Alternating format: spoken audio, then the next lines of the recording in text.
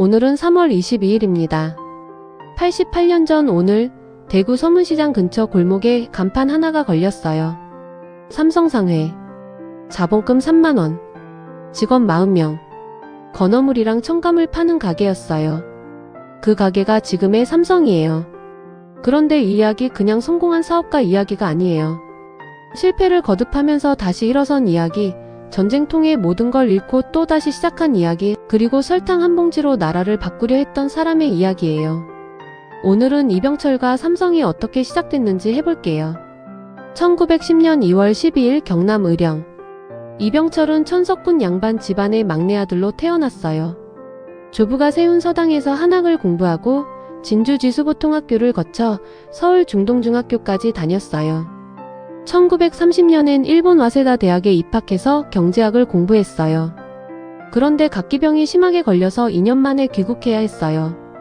고향에 돌아왔지만 뭘 해야 할지 몰랐어요. 2년이 넘도록 허송세월했어요. 그러다 1934년 어느 날 밤새 노름을 하고 집에 돌아왔어요. 평화롭게 잠든 아이들의 얼굴을 봤어요. 그 순간 결심을 했어요. 사업에 투신해서 인생을 걸어보자.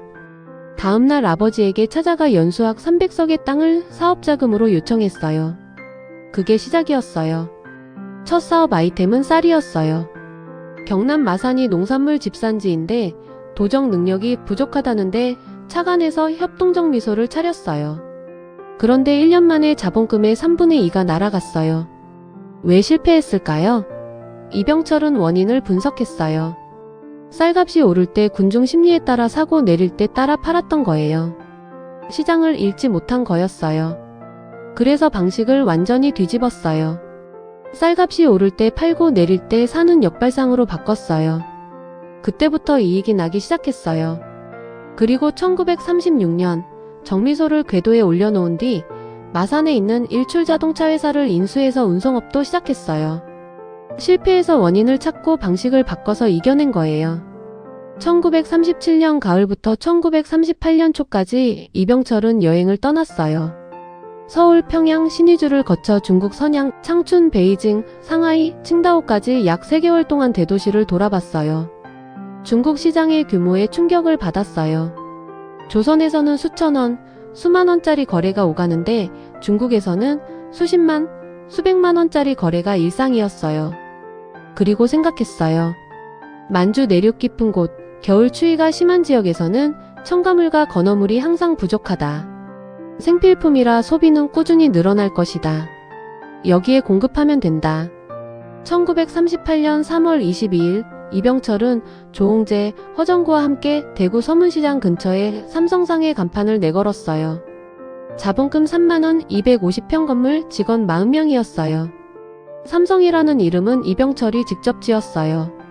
삼은 크고 많고 강한 것을, 성은 밝고 높으며 영원히 빛나는 것을 뜻해요. 그냥 예쁜 이름이 아니라 이 회사가 뭐가 되어야 하는지를 담은 선언이었어요. 삼성상회는 빠르게 성장했어요. 첨가물과 건어물을 만주와 중국으로 수출했어요. 별표국수라는 브랜드로 국수 제조에도 뛰어들었어요. 다소 비싸도 품질로 승부하는 방식이었어요.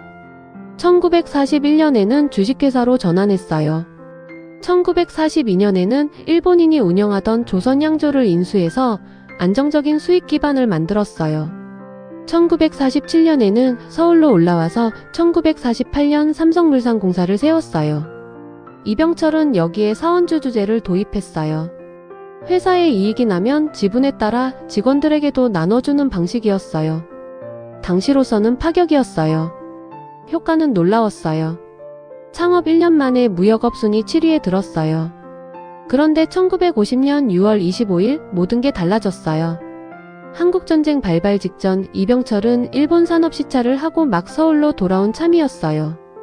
북한군이 남하하면서 서울이 혼란에 빠졌어요. 가족과 직원들을 데리고 피난을 가야 했어요. 그런데 돈이 없었어요. 은행 자금이 묶여 있었어요. 이때 운전사 위대식이 나섰어요. 암달러 시장에서 달러를 구해와서 이병철 가족과 삼성물산 임직원들이 무사히 피난할 수 있게 했어요. 이 공을 이병철은 평생 잊지 않았어요. 나중에 위대식이 사망하자 자기 무덤 옆에 묻어달라고 했어요. 서울의 사업 기반은 통째로 북한군에게 넘어갔어요. 빈털터리가 됐어요. 하지만 대구에 남아있던 양조장과 삼성상해를 지키던 직원 이창업이 수익금을 모아뒀다가 건넸어요. 그 돈이 재기의 종잣돈이 됐어요. 1951년 이병철은 부산에서 다시 삼성물산을 세웠어요. 그리고 그 전쟁 통해서 이병철은 결심했어요. 이제 무역상이 아니라 제조업을 해야 한다고. 아직 전쟁이 끝나지 않은 1953년 이병철은 설탕 공장을 세우기로 했어요. 제1제당이에요. 왜 설탕이었냐고요? 당시 한국에서 설탕은 귀한 물건이었어요. 손님에게 설탕 탄 물을 대접할 정도로 고급 기호품이었어요. 그리고 전량을 수입에 의존했어요. 생필품을 수입에만 의존해서는 국가 경제를 세울 수 없다. 이병철은 일본 다나카기계에서 제당 설비를 들여오려 했어요. 그런데 이승만 정부의 강력한 반일 정책이 발목을 잡았어요. 허가가 안 났어요. 그래도 포기하지 않았어요. 직접 일본으로 건너가서 다나카기계를 설득하고 기계 운전법을 공부했어요. 기계 일부는 국내 중고 철판으로 만들었어요. 부산 전국의 철물업자를 찾아다니며 철판을 모았어요. 1953년 11월 5일 이병철이 시동 스위치에 손을 얹고 길게 숨을 들이쉬었어요. 기계가 돌아갔어요. 한국 최초의 흰 설탕 6,300kg이 쏟아졌어요. 이병철은 생전에 이런 말을 남겼어요. 내 생애의 80%는 사람을 뽑고 관리하는 데 보냈다. 그의 채용 방식은 독특했어요. 1956년 삼성물산이 대졸 신입사원 공개 채용을 시작한 이래 1987년 세상을 떠날 때까지 최종 면접에 반드시 직접 참여했어요. 면접에서 회장이 오를 치면 반드시 합격. X는 무조건 탈락. 그리고 가장 많은 표시인 꺽쇠가로는 면접위원들이 알아서 처리하는 사람이었어요. 그리고 사람을 뽑으면 믿었어요. 삼성상해를 창업할 때 와세다 동창 이순근을 지배인으로 영입해서 회사 내부 관리 일체를 맡겼어요. 자신은 중요한 외부 업무에만 집중했어요. 의심되면 쓰지 말고 일단 쓰면 믿어라. 그게 그의 철학이었어요. 이병철에게는 사남 6녀 10명의 자녀가 있었어요. 후계자는 장남 이맹희가 유력했어요.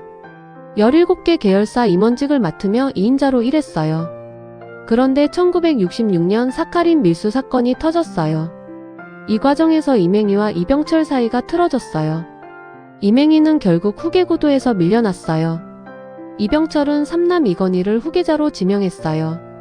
장남이 아닌 셋째를 선택한 거예요. 삼성가에 큰 파장을 일으켰어요. 1985년 이병철은 폐암 진단을 받았어요. 그리고 2년 후인 1987년 11월 19일 77세로 세상을 떠났어요. 그가 세상을 떠난 뒤 삼성그룹은 이건희에게, 제1제당은 장손 이재현에게 넘어가면서 훗날 CJ그룹이 됐어요. 신세계, 한솔, 세안 등도 각자의 길을 걷게 됐어요. 건어물 가게 하나가 한국 재계 지도를 바꾼 거예요. 1938년 3월 22일 대구 서문시장 근처에 삼성상해가 문을 열었어요.